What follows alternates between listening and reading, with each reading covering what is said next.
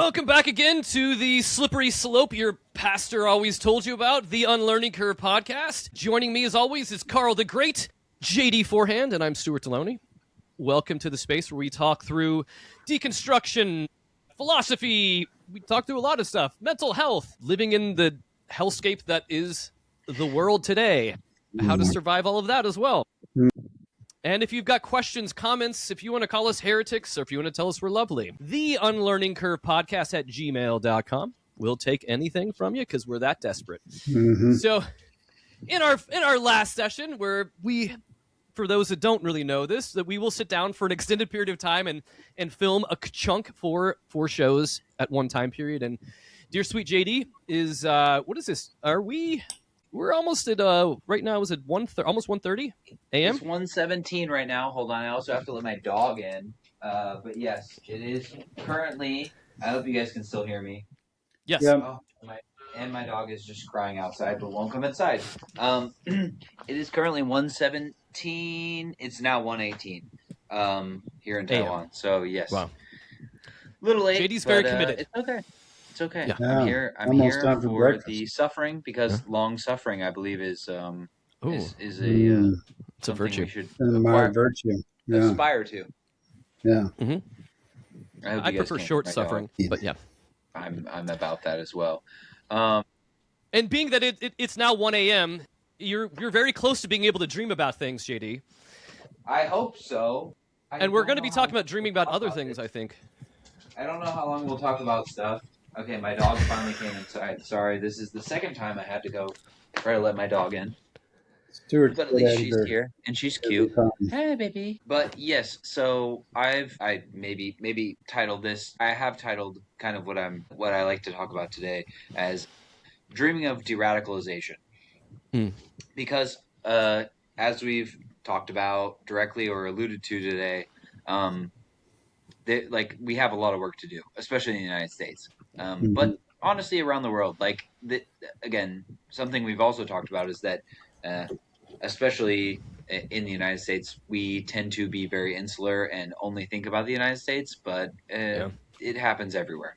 But I do think, and this is kind of a topic we've talked about again and again, but I think it's one of the most important things we can talk about, and it's one of the things I stress to my students a lot all the time is that we need to build community, and we need to have these kind of open dialogues in order to move away from kind of what we talked about in the last session, which was like these kind of platitudes, which again are not always, I wouldn't say they're like not useful, but to hang on to them as dogma, I do think is a lot of times an easy way for kind of the serpents to sneak into the church or into religion in general. So anyway, I think we, especially in the climate that we have, where we've grown increasingly online, and I think everyone knows how I feel about being online, I think we need to try to work off of that and work into like more localized discussions with people, like people that we can actually like meet on a daily basis. But I think that's really hard. Dad, you were kind of talking about that earlier, working in the kind of like your local community and things like that. Mm-hmm. I don't know, like it's a little bit different for me, because I'm in a place where I will never be viewed as like a local, because I live in a essentially like a nation state. Like I live in a ethno state. Like it just legitimately is. Like most people here, 95% are Han ethnic group, which again, race and things like that are all socially constructed.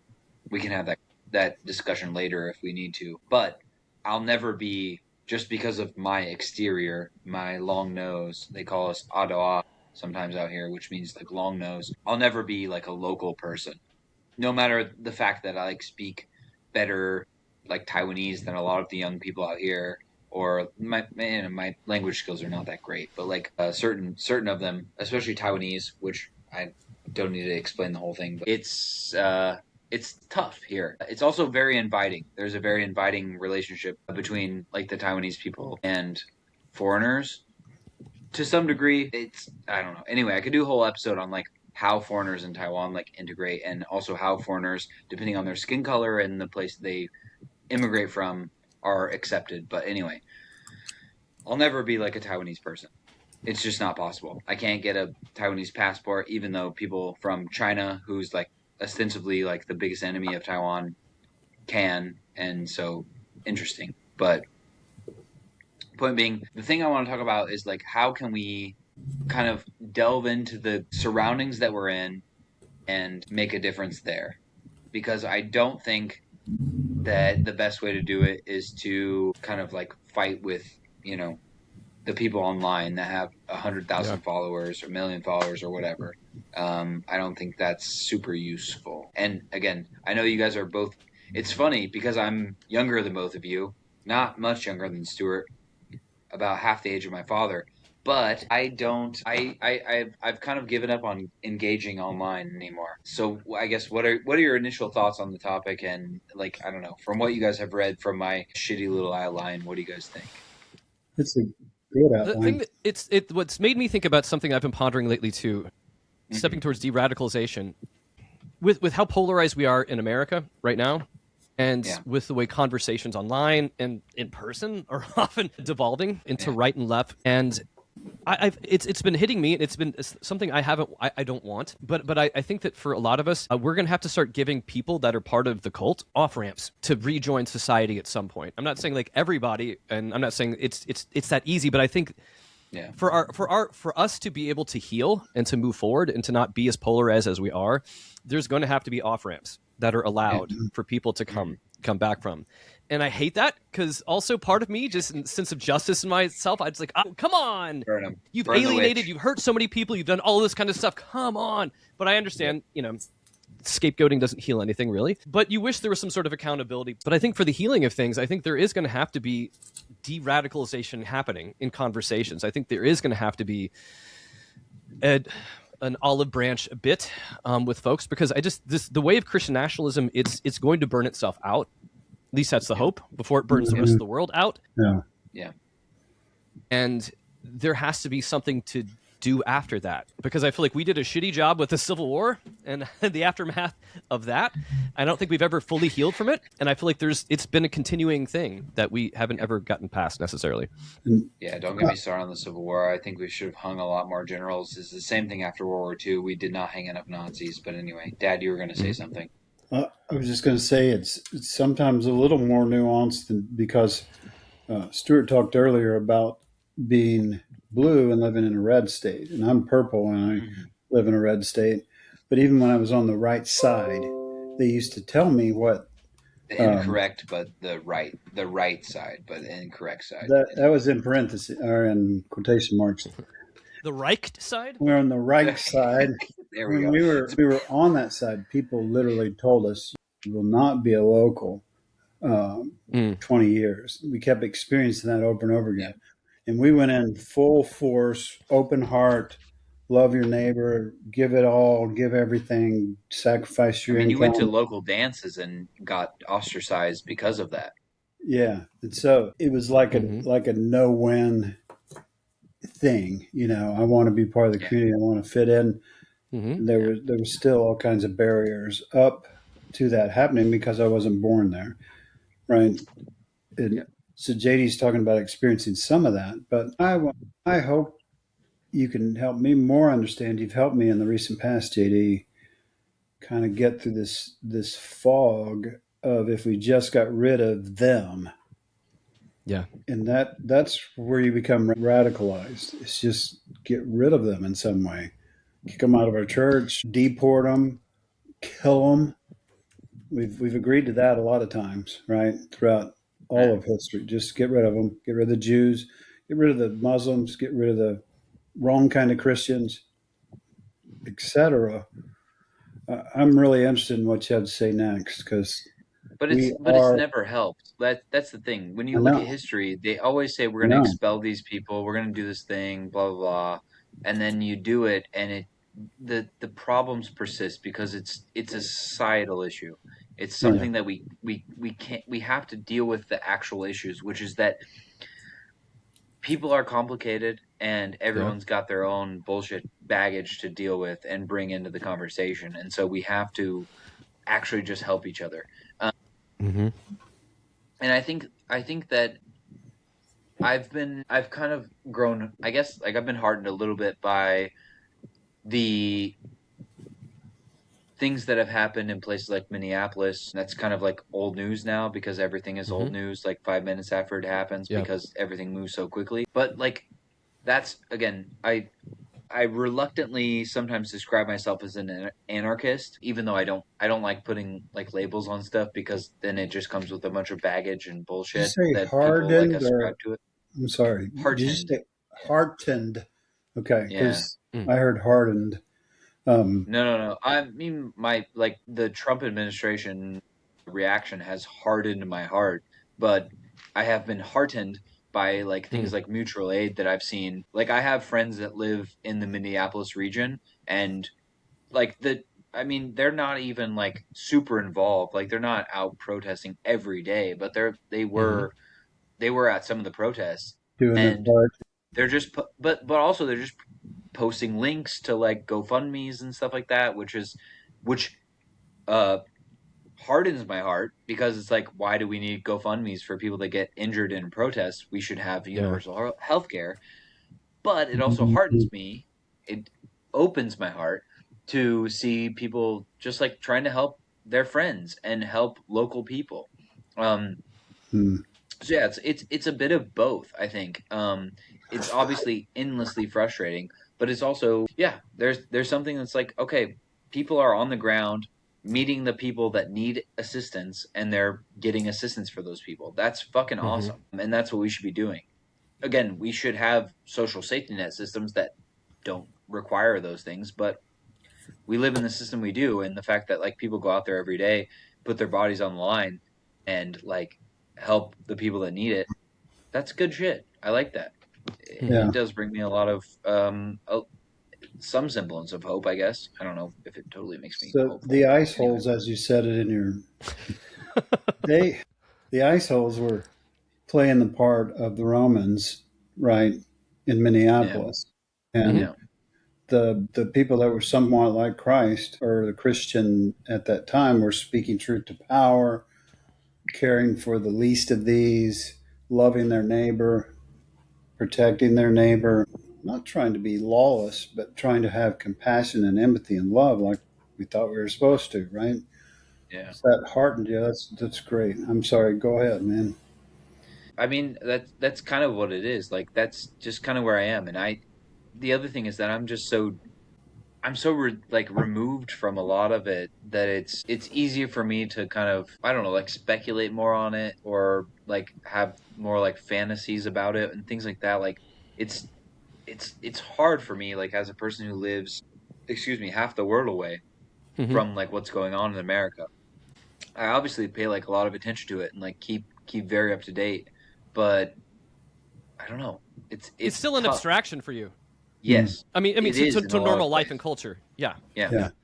Well, and again, I also have things that we have to pay attention to here, because like we're constantly under threat. Like, even with the Iran thing, it's something that I have to think of in terms of like, we may be invaded because of decisions that the Trump administration is making right now. And it's been a talking point for, since 1945, when the ROC became kind of independent. It's complicated. Again, we could have a 2-hour podcast. I have a whole set of slides dedicated to like how, when the ROC separated from the PRC and all that stuff, but we don't have to get into that necessarily right now.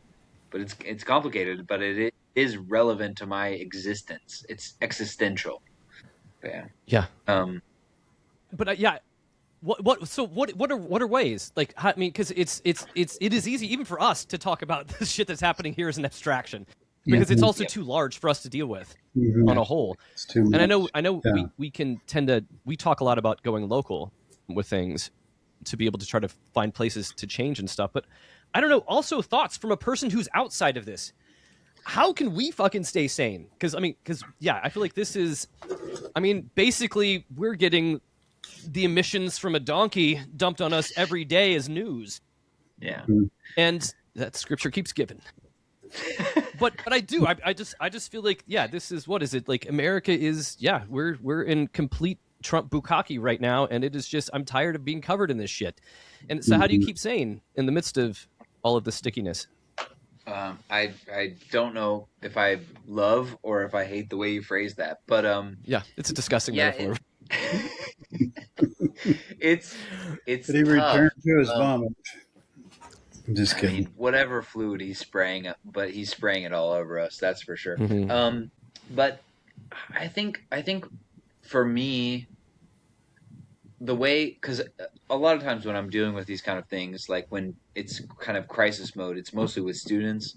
I think the way to deal with it is like to study like the things that we can change. I think I mentioned in the last episode like the Serenity Prayer, which again, there's a lot of parts of that, especially if you read the whole thing, that I'm not a huge fan of, but I think there is some wisdom in that, in the fact that like we do have to figure out what we actually can, where we can make a difference. And I do think that's like on a local level, whether it's like local politics or whether it's cameras. Anyway, I'm dark again. Okay. Welcome to the dark version of Jordan. But not dark enough to be accepted for who you are in Taiwan. Clearly, I'm only 1/16 Chickamauga Cherokee, so it doesn't really work out this way. But I think you have to engage on that personal level. I think it's personal. Sometimes maybe even local isn't the correct word, but I do think it is, like, to the degree that you can engage in like local politics. That's good. But even more important is just like, who do you have a relationship with? Who do you have community with? Again, that's kind of like a loaded term, but I think that's like what it really boils down to in a lot of cases. And it's not what a lot of people want, because I think, especially in American culture, we have this idea that like we're gonna say the right thing and we're gonna get famous and everyone's gonna quote us and we're gonna just like, blah blah blah blah blah blah. But that's not really how it works, because the people that get famous are the people that already have money, or that are a rich fail son or whatever. Like, it's just, it's not realistic. And so I have consigned myself to just like, okay, I have inroads with like a number of like youth people from ages of elementary school to high school. Sorry for continuing to hit my computer, but like I can make a difference in their lives, and most of that is what we talked about in the previous episode, which was just like listening to them, being there for them when they're in a time of need. And sometimes it's hard because, again, what we talked about, but also like I had a kid message me a bunch of stuff when I was working, and then I tried to reply, and they were already asleep because they're in the United States right now. And so it was like I missed it. But because I maintained that connection, the next day they were like, okay, yeah, actually, like, it's okay. I like was kind of upset when I went to bed, but like now I'm okay. Then we had a conversation. Like, those things are like the way that you get past those things. I don't think it's, and again, I mentioned this earlier, you guys are more online than me, and I like, for me, arguing online is just, it's not the way to do things for me. I think for some people, and the certain ways you can approach it maybe will work, but it doesn't work for me. And because I get a lot of anxiety and I think about it, and I'm just like thinking about, okay, what's my reply going to be to this person when they reply to me? And it's just some fucking chud. It's some idiot that doesn't know what they're talking about, and I'm gonna fucking own them in the debate, and they're just gonna be like, no, you're wrong. And it's just gonna be like, it's not fulfilling. There's nothing fulfilling about that, and I don't think I'm gonna get anything out of it. Anyway, I don't know, but I think what I've found the most fulfillment in and like joy out of is like talking to people who are just close to me, even if like, and I think this is another thing that we should probably talk about, is like, I have a number of friends that are fucking MAGA chuds. Like, they have vile fucking opinions about things. I was playing this is maybe something that will kind of go over a lot of people's heads, but I was playing this game called Helldivers 2 last night. I met a guy I was playing with two of my friends, and we met a random fourth person. It's a video game anyway. And we met this guy that was from Scotland. And he started like immediately espousing like some pretty racist bullshit. But I played with him, and like my friends had to drop off because one of them had to take care of his wife because she was sick, and the other one had to go to bed because he had to get up for work in the morning. Because again, there's like a 13-hour difference between us. But anyway, I talked to this guy for a while, and he was expressing like these kind of like very myopic views of things. But, and I don't know if I made a difference, but I kind of like was challenging his ideas, but like in a way that wasn't like, you're a fucking idiot, like you're a moron, blah blah blah blah. And I hope it made a difference. I don't know if it did, but it was probably better than if I was just to like go online and just like post fucking cringy shit and then just like get in arguments with people that clearly will never agree with me because they're like so stuck in their ways.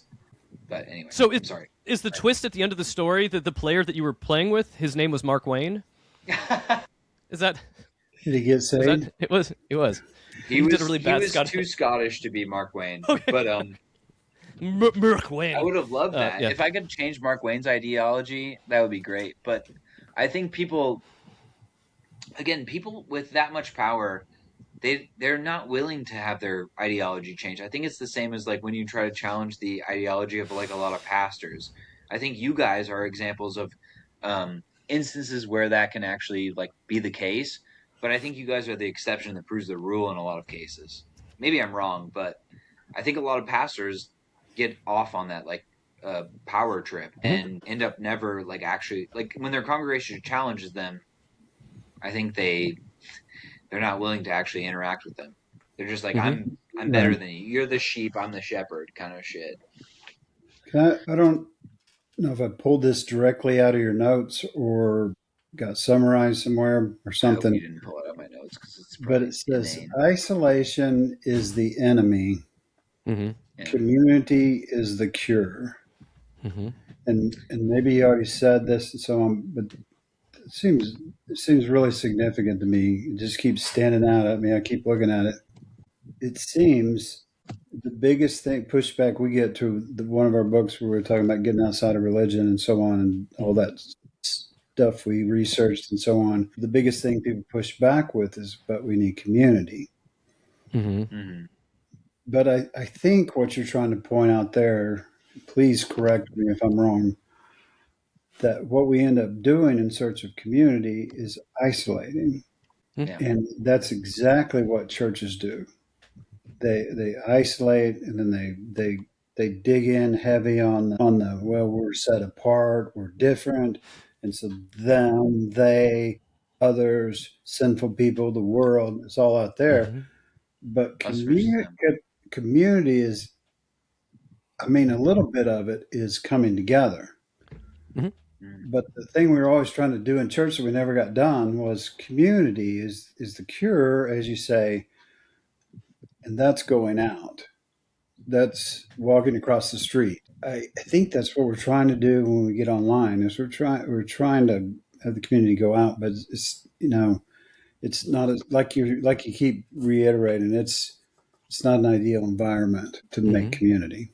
That's why it's so hard to start an online group and have real community. It's not because you can't. I mean, I have a relationship with Stuart a fair distance away from me, and we've never met in person. And I feel like we have community, right? Because we have similar things and we're pursuing similar things and we spend some time together. And you meet in small groups is another thing. And it's not performative because it's not in a, like when you are online, I think part of it is that you're also, you feel like you're on the world stage. You feel like you're a rock star kind of thing. And then it's you're performing for everyone because any one person could come into your comment section and be like, that was cringe or that was whatever. And I think that you start overthinking. But anyway, I'm sorry. I kind of cut you off. No, I'm with you. Yeah. I mean that was Karl's my friend because of clout. Because of what he can bring to me. What he can do for me, right? Absolutely, yeah. I mean that's a lot of it. JD Vance and Teal, right? I don't even know Teal's first name. Peter. Millions and millions and millions of dollars, right? Because what you can do for me.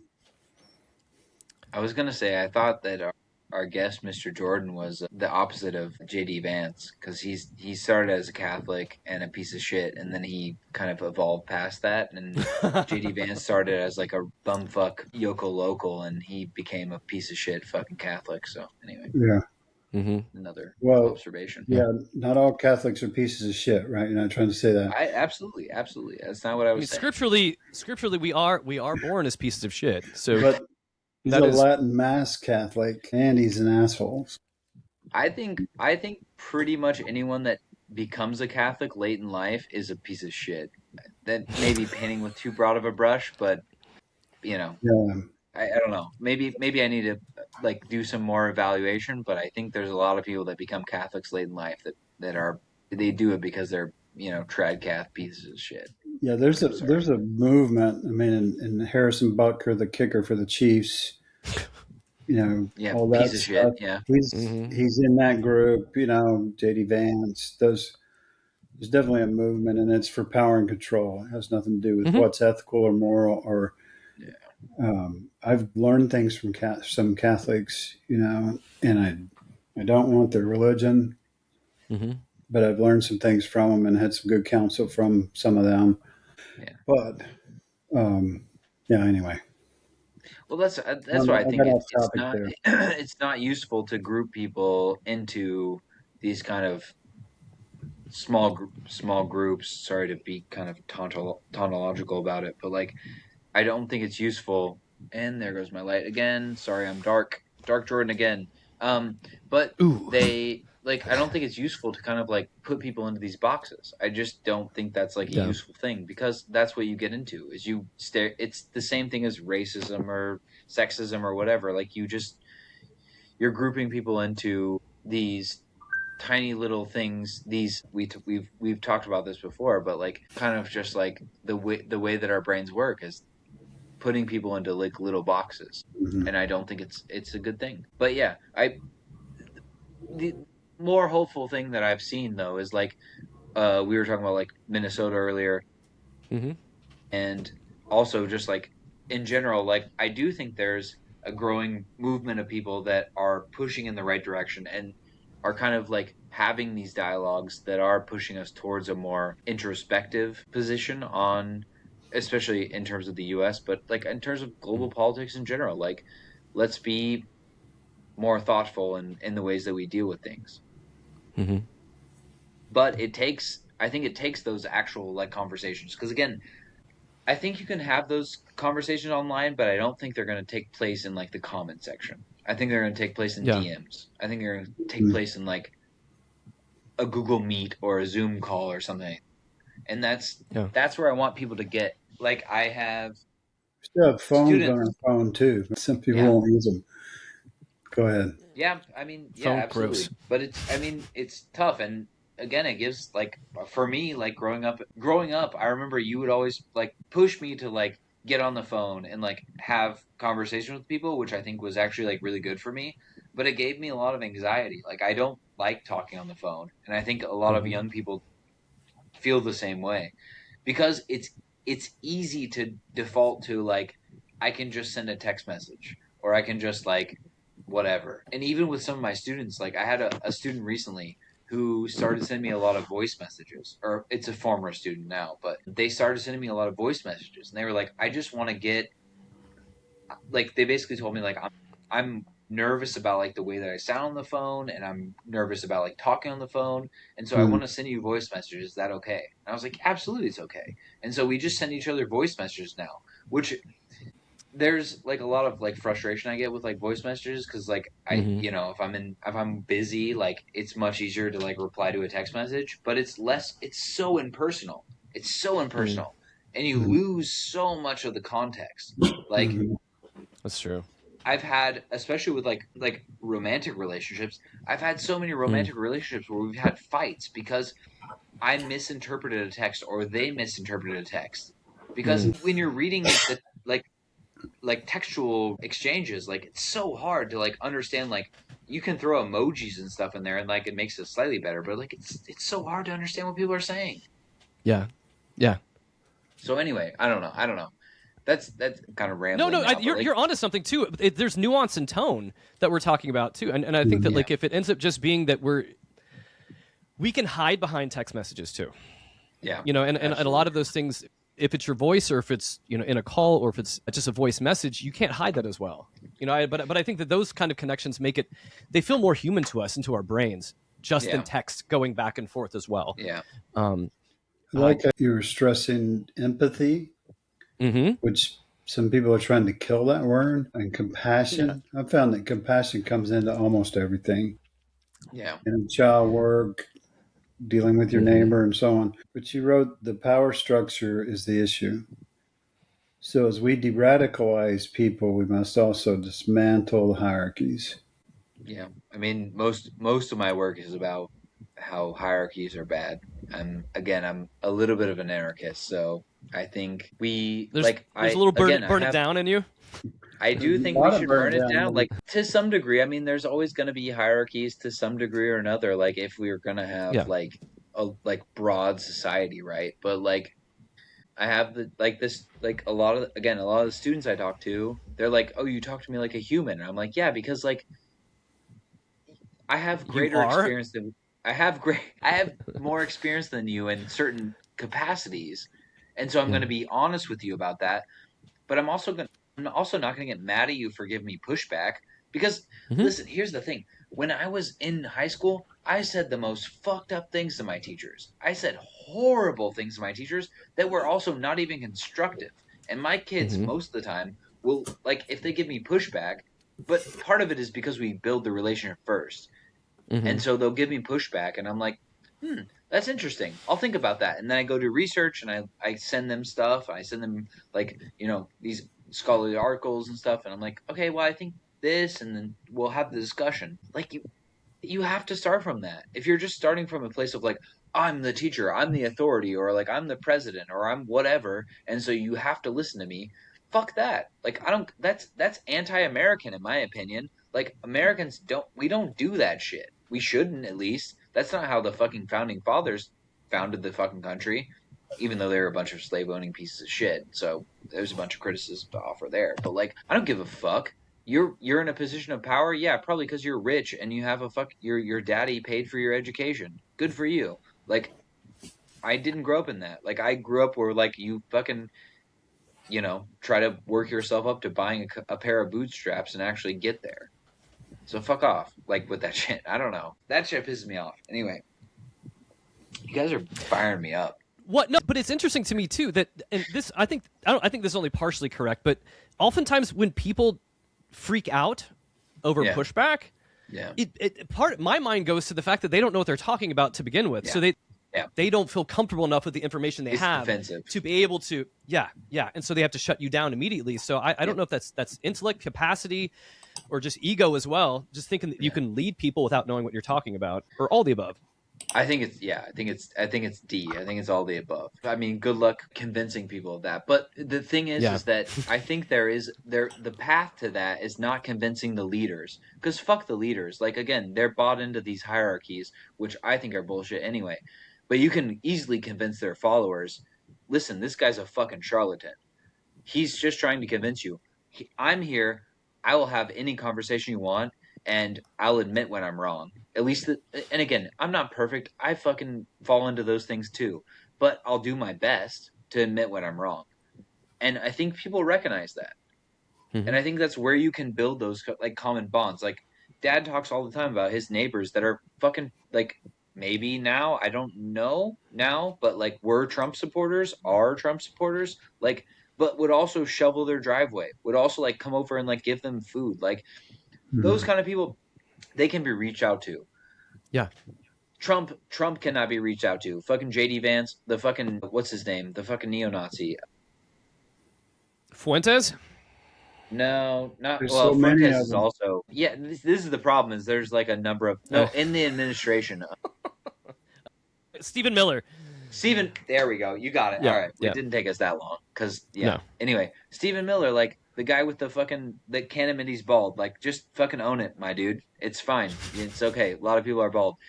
Stop spray fucking tanning your scalp. You look like a loser. Those people are not reachable. but fuck them. Like, they don't have power if we don't give it to them, and if we reach out to people that are in our community, you can move them in your direction. It's not going to be fast. It's going to be uncomfortable. It's going to be really uncomfortable at certain times with certain people. It depends who it is, but those people are movable. Yeah. But who gives a shit about moving Trump or whatever? Like, those people are going to die in fucking 5 years anyway. Trump could die tomorrow, God willing. Mm-hmm. Oh my God. Football, Stop whatever. teasing me. Stop it. Stop with this bedroom talk. Get me excited. I'm trying to get you to come like a horse or whatever the fuck we were talking about. Wait, you're not making me heartened. You're making me more hardened. God dang it, we're back to that scripture again. It just keeps giving. I got one thing I'd like to do, please. All right, go ahead. So maybe I want you to understand, I'm definitely not trying to promote my podcast, but the podcast Laura and I do is called The Desert Sanctuary. But recently, there's about 1, 2, 3. There's Dorothy Littell Greco and Melissa Doogie Spires. Mm-hmm. Several that have new books out about patriarchy, hierarchy. They're really heavily focused on that. And I would encourage you to listen to those conversations. Mm-hmm. First of all, because they're from women, and men don't usually listen to women's stories and listen to their. But I thought these were really excellent. And we just basically let them talk, and there's a lot of wisdom in there for that. And especially JD's talking about the main point here is let's get rid of the patriarchy. And I wonder when I like Jimmy Kimmel, we watched Jimmy Kimmel. You kind of won that battle with Trump, but he's just pounding on Trump every day. And really what would kill Trump would be if Jimmy Kimmel just stopped talking about him and never said anything about him again. And they say the only thing you can do to a narcissist is take away their audience. Mm-hmm. That's the only thing that does anything to them. And he still thinks he's on a game show and trying to get ratings. He doesn't really care that he's killing people and so on, right? Yeah, the hard part with that is I feel like he's given so much oxygen on so many different other places. Mm-hmm. Yeah. I don't know if it's like if you pull one away, if it's going to matter, because he's got so many other people that are just waiting to fillet themselves over him. Yeah. I think there's something to there is again, I mentioned the quote from Mark Twain earlier. I think there's something to satire. I think that's a biting thing. And I also think you have to be measured, maybe to your point, in how you you can go after those people, but then you also have to the majority of your time has to be to building these systems. And that's kind of what I was talking about earlier with again, when I wrote this loose script, Minneapolis was very much in vogue and what was happening at the time, and it's not anymore, which speaks to how online we are and how we quickly move past shit. People aren't thinking about Minneapolis anymore, but that's a fucking big deal. And people, reason that's changing for the better is because there was mutual aid, because there were people creating community on the ground and fucking fighting against this shit, and they were giving love to each other, even though there were people that were liberals, there were people that were communist. I knew people that were anarchists. I had friends that were black bloc people, all different kinds of people. I have friends in that area that were doing all kinds of mutual aid, raising money, or out there literally administering first aid on the ground. That shit is real, and that's what it takes. A fucking to use another phrase, it takes a village, right? You have to get together, and it has to be local. And you also have to ignore the people from the outside that are critiquing, because you have people that are well, why don't you do this? Why don't you do that? Okay, why don't you come to the fucking ground zero and actually do something? Yeah. But no, you just want to gain clout from talking about what's popular right now. That's the shit I don't like. So anyway, what I hope is that people can just look at the obviously we have to pay attention to what's happening nationally, etc. But we also have to focus, I think, mostly on how we can augment the situation that we're in right now. And I think that's having conversation with people, and again, having really uncomfortable conversation with people a lot of the times. Mm-hmm. Yeah. I want to ask you about your last point, because we've we've danced through a lot of grievances and anger that we feel. Yeah, because I love how you put it. You said it's going to take a lot of work, anguish, pain, and sadness. But I also believe we have to remain radically positive, even if you have to trick your mind. Here's the thing: is like what I've learned from that is like the reason that I wrote that is because like in recent days I've been dealing with a lot of bullshit from work, from a bunch of different stuff. But what I've learned through study and through practice is that a lot of times you can, and it's kind of sucks because it's like it's fucked up that it works, but you can trick yourself into just being radically positive. And I this is one of the things that I try to teach my students like a lot is that if you just go, no, I don't give a fuck anymore, I don't care, I'm going to be positive. Now, again, there are certain situations, like if you're a child soldier in South Sudan right now, which again, we're talking about a lot of different stuff that's going on.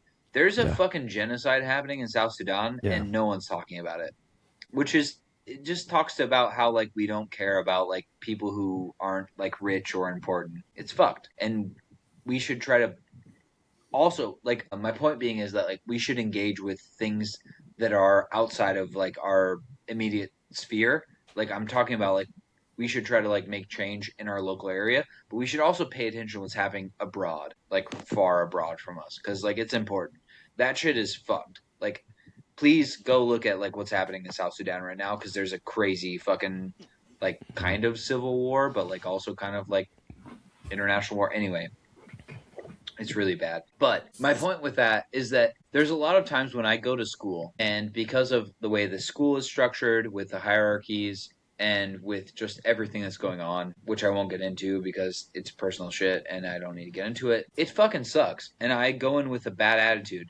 But I go in and I, like, before I go in, I go, today's going to be a fucking good day. Doesn't fucking matter. I listen to fucking music. I get hyped up. And I just go in there, and you can change the way you think.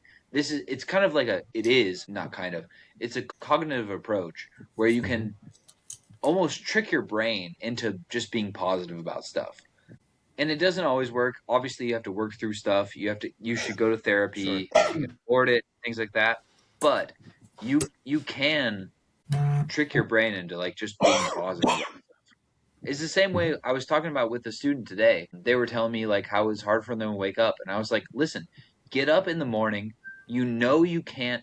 It's hard to get out of bed. Mm-hmm.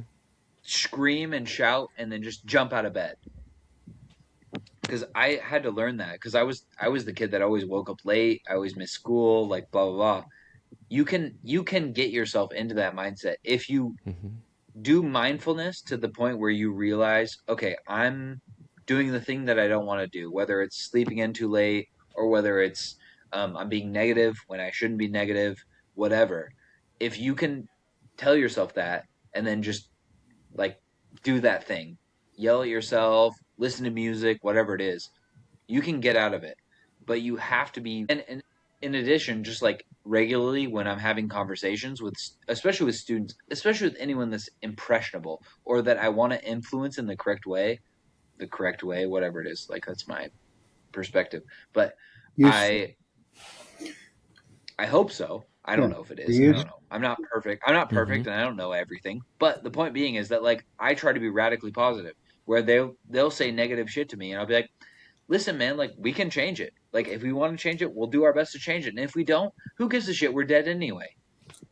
I don't know. That's how I'm approaching it now. Because like we are like literally every day could be the next day that China invades Taiwan, and I could die. Yeah. Like that's just where I live.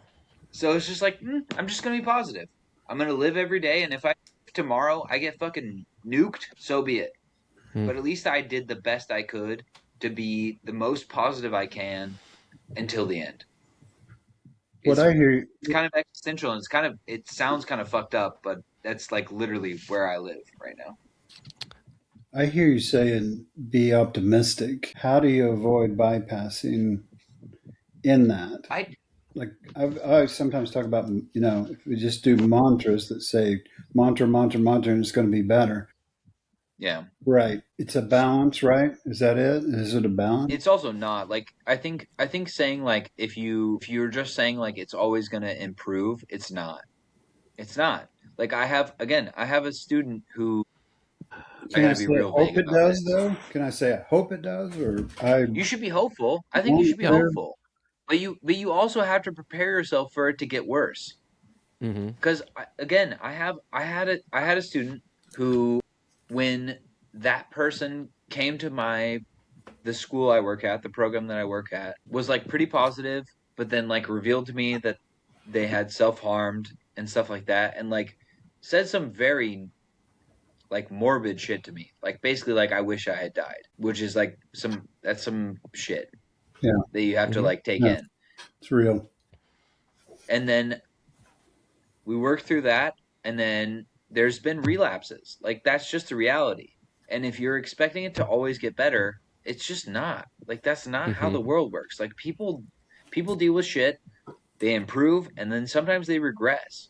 And that's what I tell the students all the time. It's like, listen, it's not going to be, and this is again, I hate maxims, but one of the things I say to people a lot is the reason that Martin Luther King says there's the constant quote that even Republicans quote, which drives me crazy because they would have fucking lynched him if they had the chance, is that the arc of history bends towards justice. But it doesn't just bend towards justice. It bends towards justice because we fucking bend that motherfucker. Mm-hmm. And that's what it is. Like we have to constantly be fucking working towards that shit. Well, and to your point too, because it can be easy to say, like, if we're being radically positive to ourselves, that it's like sunshine and rainbows. But on the flip side, for someone who's dealt with depression and anxiety for a lot of his life, repetition of bad messages in our head that aren't true to begin with, a lot of these false narratives and messages we have, they get reinforced all the fucking time. You know, at a drop of a hat. And so even doing positivity can feel like it's like we've gone too far to one side. And it's gonna we're just gonna just somehow like we're gonna ignore reality. No, but I think that for a lot of people, being radically positive, even being positive to themselves, like on a daily basis of doing that, can be such a change from where they've been. It may feel like it's extreme, but it's actually not extreme. It's like it's learning to honestly be nice to yourself, to be calm, to be patient with yourself, to Care for yourself. to be able to take care of yourself. And I think that so I think some of that repetition, we do it in the negative like hell all the time to ourselves. So why not do it in the positive? It's self-care, and but also to your point, Stuart, is that you also have to admit, like I tell students all the time, it's not going to be 100% like positive. Like you're experiencing the positive right now. Listen, you are going to have some negative. You're going to have some whatever it is. It may not be like a full relapse, whatever, but you are going to move backwards at some point. There's going to be some shit that pisses you off, or someone says some shit to you that triggers something in you, and you're going to feel like shit. But what you need to do is it has to be, you have to do the kind of mindfulness thing where you understand how your body is reacting. You have to understand, I'm having this reaction. This is like my lizard brain reacting to this shit. And so I get it. All right, I need to stop it where it is and then try to move forward with that. And it's not going to be perfect. It's going to be rough sometimes. Like, again, I've had students that have, again, attempted suicide and like have then gone back to very close to those things. Mm-hmm. And it's not a nice thing to get a call at like 2 a.m. of like, hey, someone is in the hospital right now. But if, I can be negative about those things and just be like, fuck, well, like they're a lost cause or whatever. But they're not. Like and I've seen that progress where people will actually work through those things. If you are like, hey, listen, I understand you're going through some bullshit. I'm here for you. But that's where, like, again, we've talked about it a million times, and it's like, it's a little bit trite, but the community aspect. I'm here for you, and I'm going to be positive about it. And I'm going to do everything I can to keep being positive about it. Mm-hmm. Yeah, But being hopeful and optimistic. It's fucking tough. It's not nice. You're not going to wrap it up with a bow. It's not nice. Yeah, Dealing with people is fucking rough every day. Yeah, it is. Well, maybe we give Stuart the last word since you're presenting now and you've been going a while. Should. And Stuart's ready. The last word is the world is crazy and fucked up. Be nice to yourself. Be patient with yourself.